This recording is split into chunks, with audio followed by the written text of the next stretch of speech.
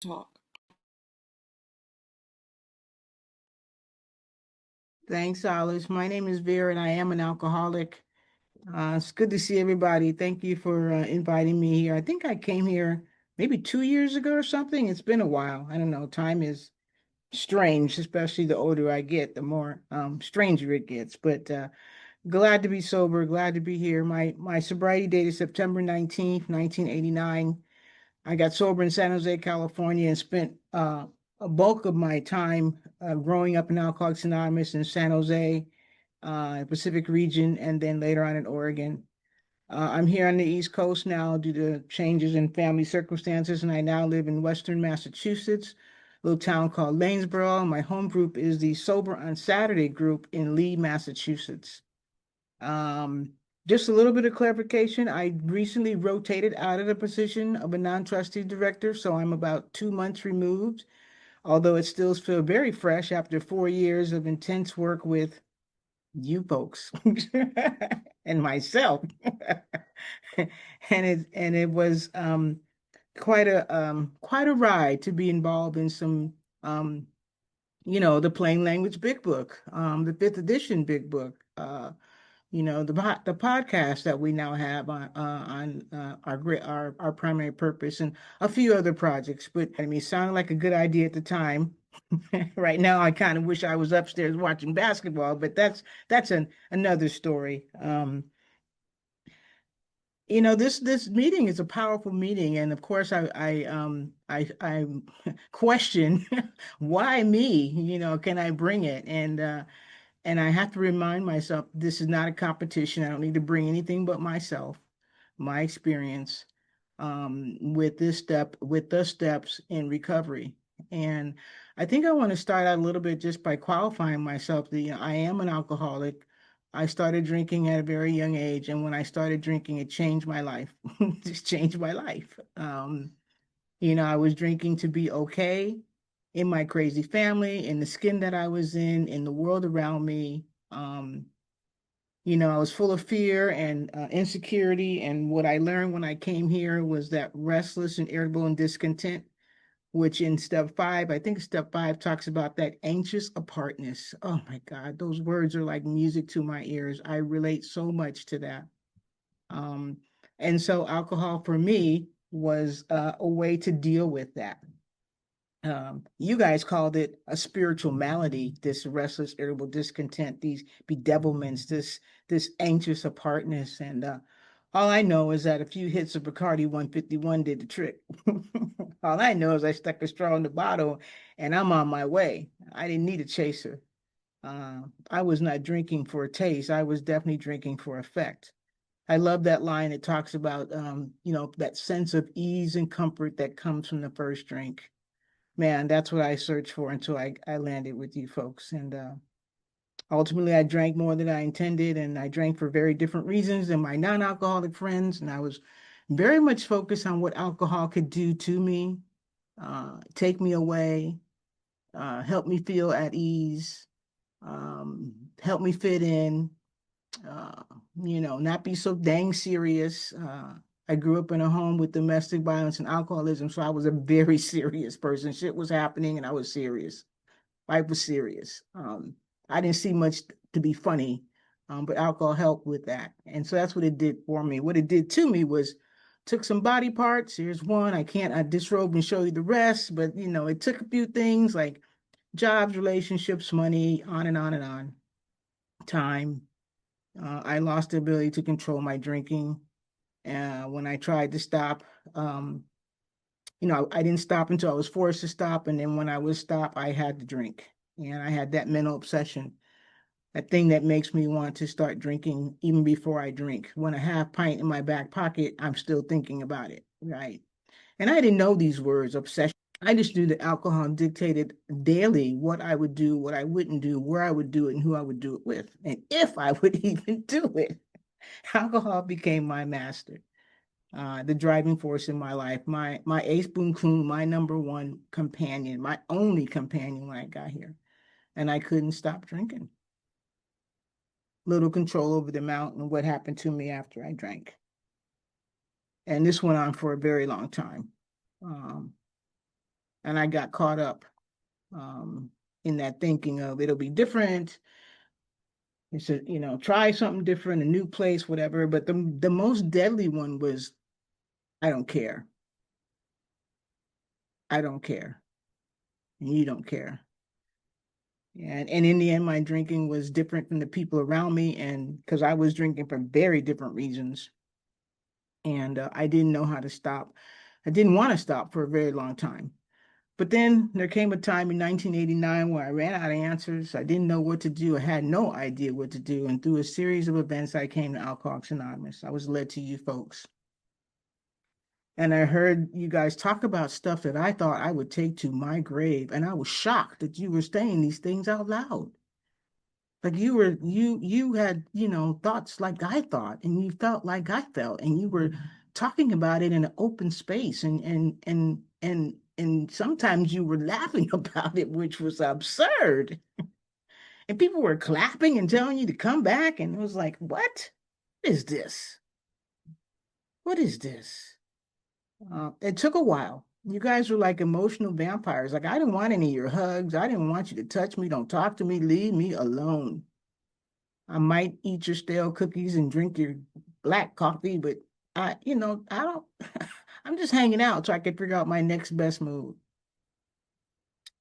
And you were talking about this process, the steps, get a sponsor, go to lots of meetings, don't drink in between, call people, and all that was like foreign to me. You said it a lot, and finally I got to this place and the point where I got a sponsor, and I started doing these things you call the steps. And this sponsor that I got, I have to tell you, when I first got this sponsor, I had a crush on her. I wasn't about working any 1 through 12. I was thinking about the 13th step. Um, I didn't know a lot, but I heard about that 13th step, and I was like, a legend in my own mind. So I got sponsored. I thought we'd spend some time together, and she had other ideas. Her idea was let's work the steps. And, since I can think some stuff, but I'm too afraid to act on it, I said, okay, let's do the steps, right? So we're doing the steps, and she took me through the steps, and she shared her experiences, and she invited me to have my own experience. She didn't mandate that I had to have the same experience as she had. She invited me to have my own experience. She didn't have any emotional attachments to my problem, so she could be objective, and we could have these conversations. And so I did this work that led up to the 11th step. I got there eventually. She could see my blind spots, and working those steps, required me to examine my relationship with alcohol first, my relationship with myself, my relationship with the world around me, and a whole bunch of other stuff. Um, I found out in Alcoholics Anonymous why I kept getting drunk every time I drank, and why when I really wanted to stop, I couldn't stop. I didn't have those answers until I came here. And so as a result of working these steps and applying some of these principles, she would always tell me, Vera, this is not homework. You ain't doing it for me. Do it for you or don't do it. And as a result of working those steps, I had a spiritual experience. I tapped into what was read in the spiritual experience to this unexpected resource that I still use today. This tool, step 11, is a tool for me to continue to plug into this unexpected resource that I didn't know was available, didn't know I had. I'm going to read the line in the 12 and 12 in the 11th step, and then read a couple of sentences afterwards and kind of talk a little bit about my experience about that. It says meditation is something which can always be further developed.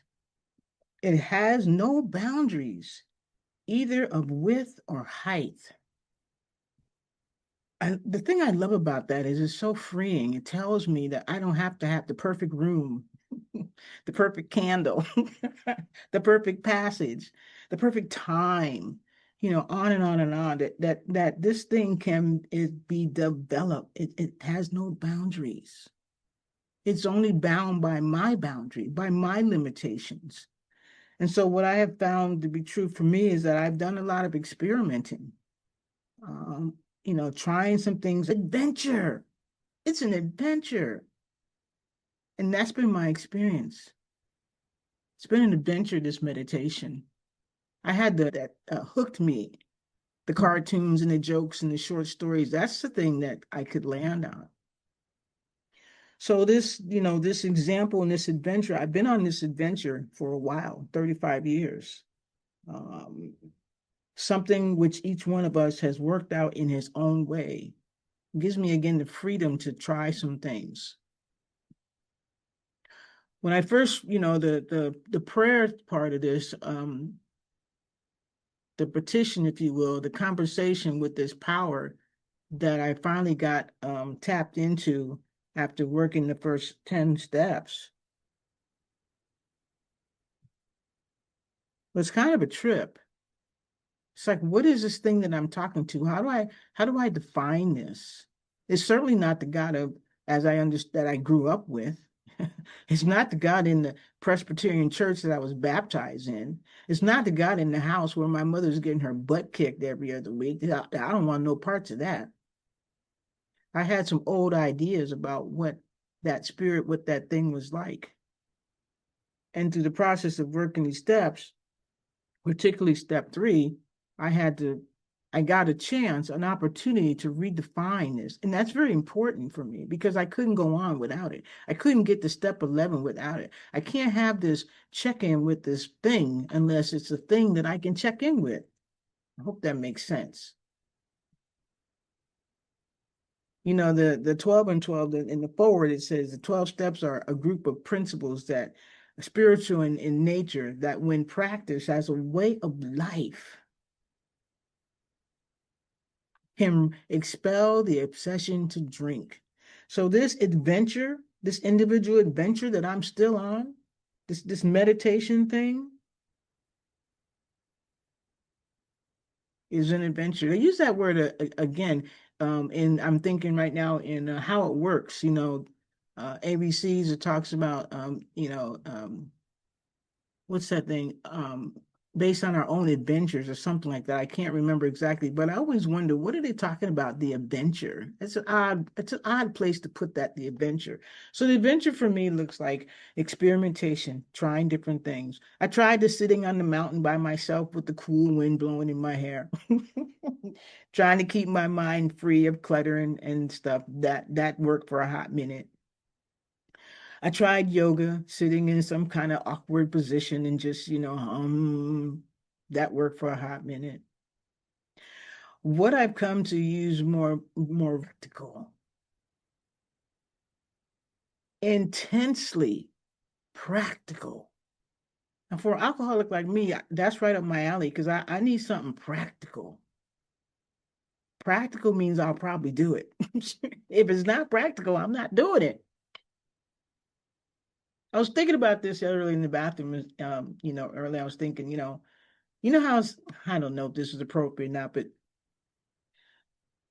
maybe not. Maybe I better not say that. I don't know. So, Alice is egging me on. She says, say it, say it.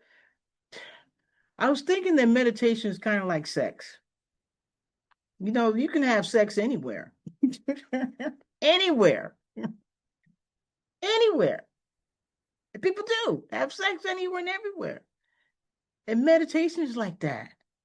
I can do it anywhere. I can do it in the shower. I can do it in the backyard. I can do it in the backseat of my car. I can do it in the parking lot.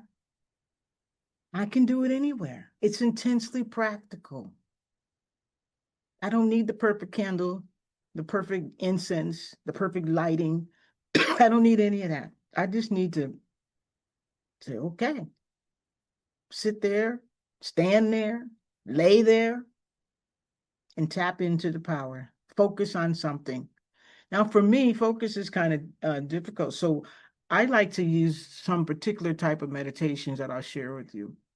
Meditation itself, I had to go look it up because it's a holdout from my sponsor, early sponsorship days. She had me look up words because I thought I knew stuff and I thought I knew the meanings of words. And I don't always know the meanings of words. And so I was looking it up today. And it says meditation is the practice of focusing or clearing your mind using a combination of mental and physical techniques. I like that. I focus on the focusing part. So I need something to focus on to reduce my anxiety, my stress, to help me stay, to get plugged into a power greater than myself, to remember that I am not the power. That's important. I am not the power. To increase my awareness. So I like guided meditations. I have an app that I use, and that app has a bunch of meditations. And one of the meditations, there's even one on there that's straight out of the big book on upon awakening. It's about 10 minutes long and it reads for word, right out of the book. And those prayers that are in there, you actually go and say the prayer. I use that. I focus on that. And I focus on my breathing. And sometimes when I'm really squirrely, I intentionally, breath in, hold it 2 seconds, breath out 2 seconds, hold it 2 seconds, breath back in. Some people do four, but I can't do that. Maybe I'll get there, but I'm not there today. But the point is that I do it. I do it. My other meditation is a walking meditation. I love walking meditations. I'm fortunate to live in a place where there's nature all around. I live in a town that's less than 3,200 people. I live by a lake. I can go for walks in the woods. I can go for walks and just walk and just focus on the sensation of my feet hitting the ground and my breath. Or focus on the herring that's flying by, or the eagle that's flew over my, or the frog that's in the pond, or the turtle that's over there. And when I have those moments, I get deep gratitude because I believe everything has spirit. Thank you, Spirit, for sending me eagle medicine today. Oh, look, there's turtle medicine. I got turtle medicine today. Thank you. And it helps me stay connected and in my body as opposed to focusing on other stuff that's really not helpful right now. So the walking meditation is one that I really, really enjoy. Another meditation is meetings. Meetings is a form of meditation. If you think about it, grounding and clearing and staying present in the moment, I get that from meetings. I get relief of my obsessive compulsive thinking and I get to focus on the speaker or focus on, whatever's going on in the meeting. I get to focus on something other than myself. And there's a place and a space that happens most of the time where I can hear my higher power.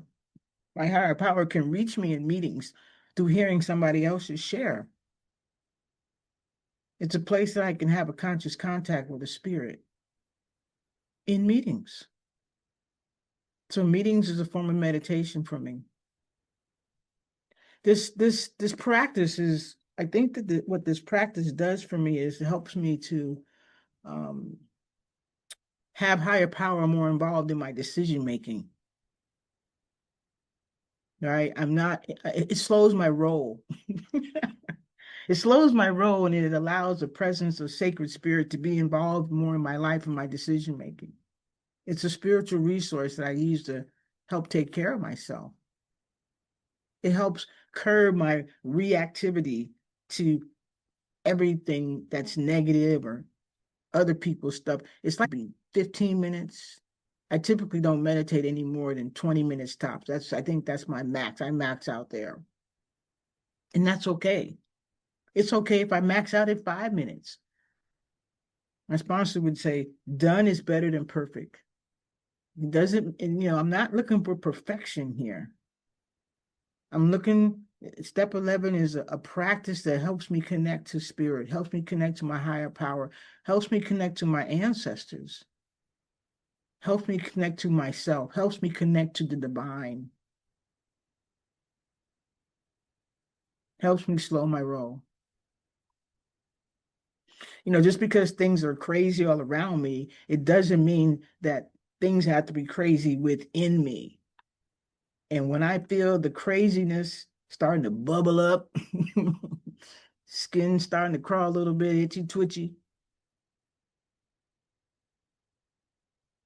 That connection, that pause, that taking that breath, that space, that meditation, whether it be a walking meditation, whether it be a meeting, whether it be, getting out my phone and playing that app of, I have about 25 different ones in my little library.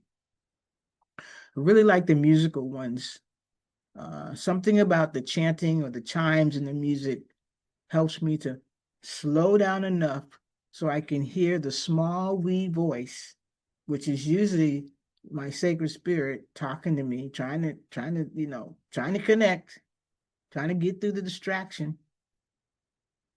And when I can develop, and I have developed, this app has told me I'm on a roll right now, 164 days. I'm so happy. 164 days continuous, and I can tell the difference. I re-upped my commitment 165 days ago and said, I'm gonna do this every day. I'm gonna take the time and do this every day. And what has been working for me is to do it before I leave my bedroom. Before I leave my bedroom. I'm out the door, but I'm out the door. Oh boy. Before I leave my bedroom. I still go to the bathroom. That might be too intimate. I got a bathroom right outside the bedroom. So I still get, I do that little routine, but I don't leave the bedroom until I have had that check-in. I sit on my bed, I pull out my app. There's a 1 minute prayer that I just love. And then I have my own prayer. I'm just saying that's not what I do. I've come to be more flexible. I understand that spirit will take me as I am. All those other rules and regulations, that's me putting stuff on it, parameters on it. That's me limiting it. So that daily routine of checking in and listening, slowing down enough so I can hear that wee small voice has made my life way less unmanageable because I'm no longer operating under this illusion or delusion of control. Control. See, when I think I figured out that there's a direct correlation to responsibility to unmanageability. Like when I feel like I'm responsible for stuff that's not mine, my life becomes unmanageable. When I'm taking on responsibility for stuff that's not mine, I get unmanageable in my thoughts and sometimes my behaviors, depending on how much I, spin out on that. But I'm no longer operating under the illusion that I have control of all sorts of stuff. First, it was alcohol, and it's become much bigger than that. So now I understand that I'm powerless over a whole bunch of things, many things in life, not just alcohol, but I'm not powerless over my actions. And that I have a spiritual resource I can tap into. And step 11 is one of those spiritual resources. I'm no longer trying to wrestle satisfaction out of life through manipulation or attempting to control people or situations, get my way, indirect or direct. Over time, I've learned to respond to life through spiritual principles as opposed to my social programming. Over time. And this is part of what has helped me do that. Because before AA, I didn't have any healthy tools for living life. I thought I had to figure everything out on my own. But after spending a large amount of time with you, a long time with you, and working the steps repeatedly, using those principles, I've learned to look beyond myself for answers. And that's the other part of this prayer meditation. I'm looking beyond myself for answers. My prayers today are mainly about guidance and expressing gratitude. I need help because I don't know what's best for you. And there are times that I don't know what's best for me. So I ask for help. I have a relationship with this power greater than me, and it's available for me at any time and any place. All I need to do is stop.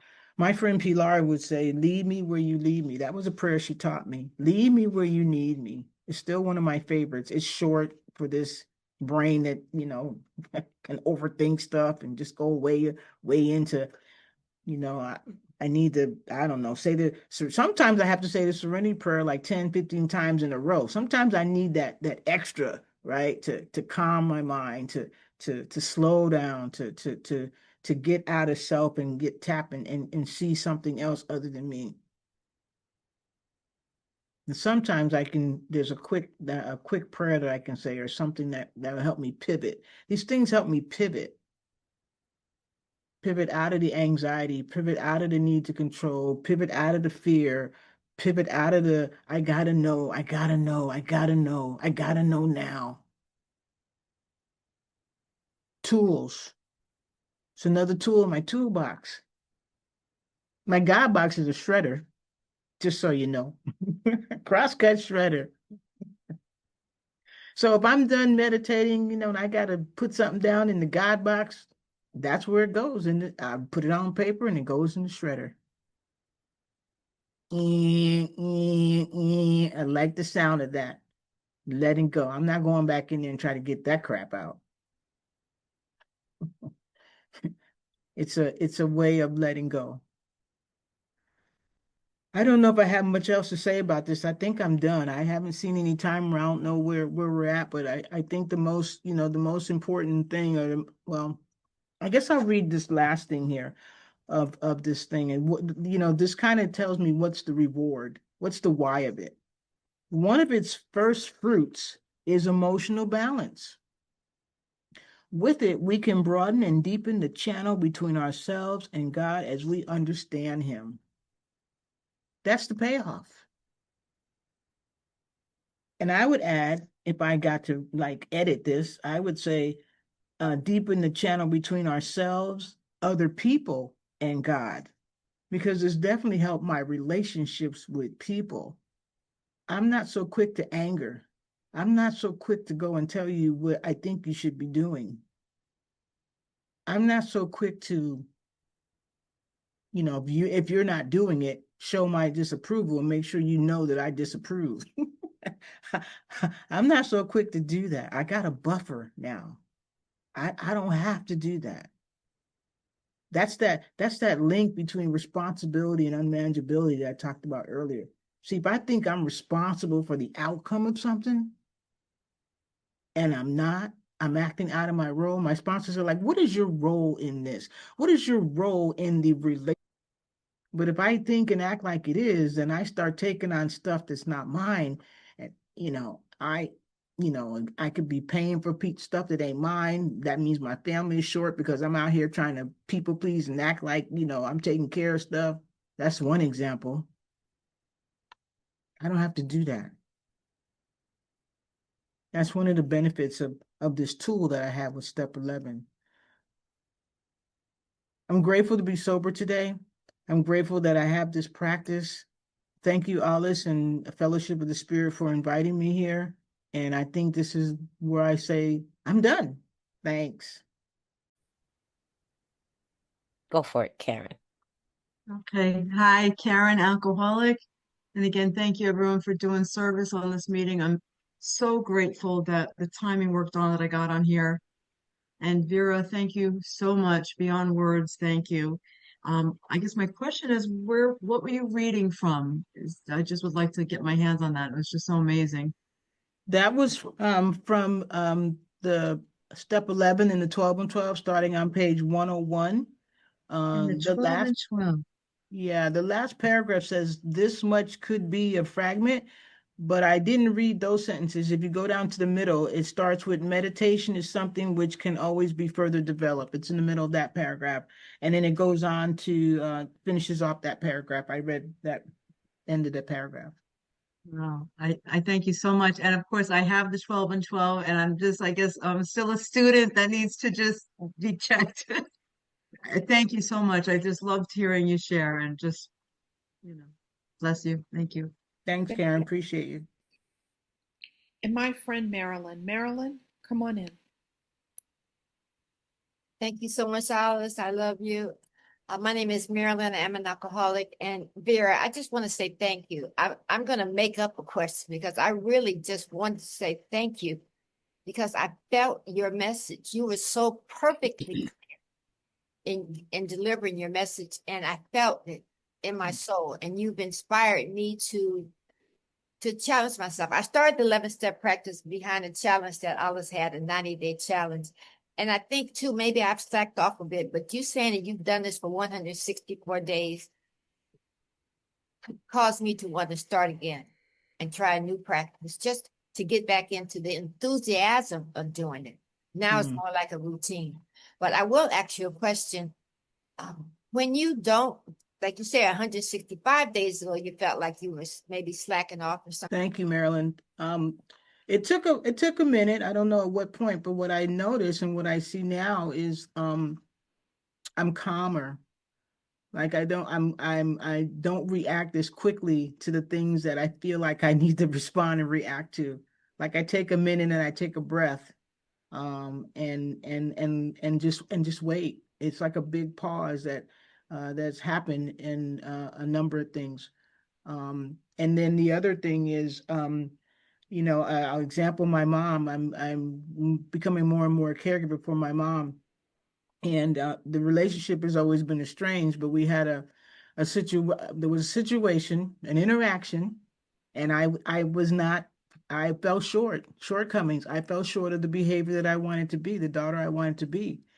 And I went into the bathroom and I recognized immediately that I had fell short and I needed to go and check that and make that right. And I did. And that was, I think that's a direct result of doing this thing for the last 160 something days. I just checked my thing. It's actually 170. It's 170. Let's get it right. But that is a direct result of that, right? Yes, I'll stop there. Thank you for coming in, Marilyn, with your question. Calvin, come on in. Hope you got a question for us tonight. Hello, everybody. My name's Calvin, and I'm an alcoholic, and it's good to be here. And Vera, thank you so much. And I like the last reading that you read, or that you was talking about. And when you talked about false self, how did that show up in our lives? What blocks me from God is false self. I'm always measuring myself against somebody. I'm always trying to be over somebody. All these different ways I can do that block me up for the sunlight of the Spirit. If you could just tell me a little bit more about that. And I really like that part about too also, when you talked about, upon awakening, did I give God the first shot? And I really like that. Really good stuff. Thank you, Vera. Thank you, Calvin. I think I missed your question. Could you say that again? Oh, you're muted. I got you. Sorry, Vera. I was thinking about when we talk a lot about false self. At the end of that story, you talked about false self. The things that we want to show people, but we're really not it, right? And all of that kind of stuff. And I think about how much that blocks me from the sunlight of the Spirit. And you also talked about how you give God the first shot in the morning. And I do the same thing to set my path out. And if you could just give me a little something on that, I really appreciate it. Thank you for that. Thank you, Calvin. So I think that part about false self started, I was sharing this with Alice when we were in Vancouver. I did a vision quest a number of years back, where I went into the Death Valley desert for 3 days and 3 nights. And it was a whole lot of stuff leading up to this, but the end result was going out to the desert by myself for 3 days and 3 nights with no tent, just a tarp. And that experience felt like a fourth and fifth step to me. And what I came back out of the desert with was a profound sense that I am enough. I am enough. And so with that, I'm enough. I don't have to have the false self because I'm enough. And it was so profound. I can't even really articulate how pivotal that was for me to come out of that desert with that message. I am enough. Thank you so much. I appreciate you. You're welcome. Now, I sometimes forget, Calvin. I sometimes forget it, but it's here. No doubt. No doubt. Thank you. Cynthia, please come in. Hello, everyone. I'm Cynthia. I'm an addict and I'm an alcoholic. And thank you so much, Vera, for sharing. You were here before and I got so much out of, your talk. And, tonight as well, too. I'd like to thank Alice for bringing you back again. And I'd like to thank you for accepting. You said a lot of things about keeping it simple. It doesn't have to be a special place, a special candle, different lighting, a different setting. And sometimes you say, if you have to, you'll go to the shower or, sometimes I need an emergency and I need to emergency meditate right away because something's eating at me or I don't want to say something out of the way or I don't want to body language something out of the way. And so I go right into meditation where I'm at. But there are places that I really prefer to be at if I can get there. And so would you share with me tonight if there's really, I know what you said about all of that, but is there really a special place that you really would like to go if you could get to all the time? Yes. Yes. We actually have a meditation room in my house. It has crystals. It's got some sage. I like to do some smudging. I have some Tibetan bowls in there. I have some scarves, some fabric in there that's of special and spiritual importance to me. That and that is that place for that reason. Um, so yeah, when I use that place, but I have that space, and I'm very fortunate and blessed to have that space. My talking about, I don't have to be in that space. I'm not tied to that space. And that's the freedom that I'm talking about when I don't have to wait for that to have that connection. It's nice. I love it. It helps ground me even more when I have the time to, play my bowls and I have some drums. I love drumming. It helps me get in that rhythm and meditative, um, so we're trance, if you will, right? But I don't have to have that to go there, if that makes sense. Sen, I love you. Thank you for the question. And Vera, of course, thank you for the answer. Krista, you're up next. Do you have a question for us tonight? Thanks, Alice. Yes. Hi, Vera. Um, I don't know if you remember me, but I actually met you a little over a year ago at a beautiful little meeting in Lanesboro, that beautiful little town. I think there were 5 of us, 5 women. And so it was just great to get on here tonight and no coincidences, to hear you share. And I loved how you talked about your connection with the outdoors and nature and plants and animals and just the oneness you feel out there. And what I wanted to ask was, I'm wondering if there are any books or authors, spiritual guides that have kind of helped you grow your meditation and your spiritual life along the way. That's my question. Great to see you, Vera. Thank you. Thank you, Krista. I remember that. Now that you brought that back, I remember and it's good to see you. I can't think of any offhand. My memory's so bad, but I did some shamanic practices and Native American indigenous people practices.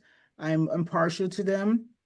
And I have a few books that talks about that's where spirit is in everything, and talks about how to use the directions north, south, east, and west as guideposts along the spiritual path. When I did that vision quest a few years back, we did a 9 months into, we started in January. We met once a month and did these practices that led up to going out to the desert in books. And then Came to Believe is a great book. I really liked that book. That was a book that helped crack the door for me at the beginning of my sobriety when I was struggling with this higher power thing. There were some stories in there that really helped me. And that's all I can think of at this moment. Great. Thank you. Thank you. When you're up. Hey, I'm Wen. I'm an alcoholic. Thank you so much, Vera, just for your message this evening, your service. I was going to ask for a book. I'm not going to ask for a book. But I am really interested in two things. One, I'm interested in the app with the music that has the On Awakening. I'm really interested in that app. I think I would love to try that. And then, what the other thing you talked about the connection between responsibility and unmanageability. And I'm just curious, like um, before you had a realization around that, can you just talk a little bit more about what that looked like? Yeah, thank you for the question. And I'll start with the easy part. Insight Timer is the name of the app. Um, and I put the name of so on that app, there's a woman named Amanda Haas, Hawse, and she does a 9.5 minute guided meditation that's called On Awakening 11-step meditation. That's the name of the deal. And she reads it straight from the book and does the prayer with you. Um, let's see the other part of the question. What was the other part of the question? I know it wasn't that long ago. I must don't want to answer it. I forgot it. What was it? Um, all right. All right, I'm unmuted again. Um, I was saying you spoke about this connection between responsibility Oh, and unmanageability, yeah. and I was just saying before you sort of had that recognition, like what did that? I just wanted you to talk a little bit more about what that looked like. Oh, okay. Thank you. That realization and came from working with my sponsor. Thank God for sponsorship, who can help me see my blind spots and can help when I take on things that are not my responsibility. They're not mine. They don't belong to me. They belong to someone else. And then I get in there and I try to manage, manipulate, control, coerce, direct, influence, pick something. I'm trying to direct this thing, this project, this whatever it is, and it's not mine. The more I do that, the more out of sorts I become because I have a standard. You can fill in the blank. I have instructions for fill in the blank. I have instructions for how your life's supposed to be. I have instructions for how they're supposed to respond. I have instructions for how my mother's supposed to act when I clean her toilet. I mean, I can go on and on. I have instructions for this, and that. And when they're not acting, people, places, things are not going according to my instruction. I get out of whack and out of sorts. And most of the time, at least 75% of the time, it's not my responsibility. It's theirs. And so I want to act like I care by doing it. I'm just checking in. Have you done the thing yet? You say you're gonna do. I just want to know. I don't want to know. I'm trying to manipulate you by any means necessary to live by a standard that I think you should be living by. Whatever the thing is. I mean, I hope that's helpful. And so when I get in there and I start doing that, then I'm obsessing about what they're doing, not doing. In my mind, I'm lining out how it's supposed to go and when. Then I'm going to check and double check to see if the timeline are you meeting the timeline, which takes me out of where I'm supposed to be and what I'm supposed to be doing. I'm obsessing and having compulsion over this other thing, which is just like my drinking and using. I'm obsessing about stuff. Even when I had it in my back pocket, I'm thinking about how I'm going to make it, what's going to happen next. And I'm setting up all these scenarios of stuff that's not mine. It's not my job. I'm not the fixer. Just because it's my standard doesn't mean it's the standard. It's just my standard. I don't have to make it your standard. But I did. I tried. Wen, thank you for such a great question, and Vera, thank you for a beautiful answer. My friend John puts his hand up and never gets in. John, come on in. Hi, thanks, Alice. I love you. My name's John. First, I can't wait to get off this call to tell my wife that sex is meditation. I'm pumped about that.